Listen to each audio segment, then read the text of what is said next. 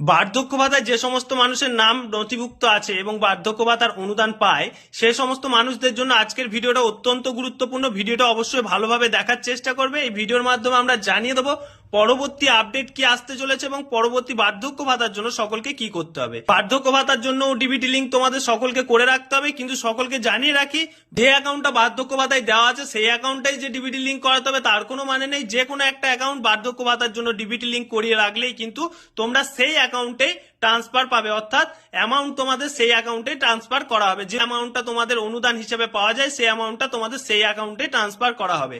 এবার দেখে নাও বার্ধক্য ভাতা আবেদনের জন্য তোমাদের কি কি ডকুমেন্টস এর প্রয়োজন। এখানে তোমাদের ডকুমেন্টস গুলো উল্লেখ করে দিচ্ছি।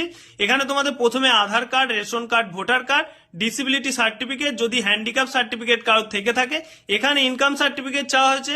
কেউ যদি পঞ্চায়েতের বাসিন্দা হয় সে পঞ্চায়েত থেকে ইনকাম সার্টিফিকেট কালেক্ট করবে। যদি কেউ পৌরসভা এলাকার বাসিন্দা হয় তাহলে পৌরসভা থেকে কালেক্ট করবে।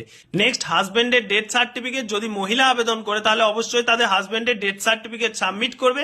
এবং ব্যাংকের account, nomination form in case the beneficiary death, তার সাথে সাথে রিসেন্ট পাসপোর্ট কালার ছবি। এই ডকুমেন্টস গুলো নিয়ে আবার নতুন ভাবে তোমাদের যে বার্ধক্য ভাতা রয়েছে বার্ধক্য ভাতার নাম নথিভুক্ত করতে হবে।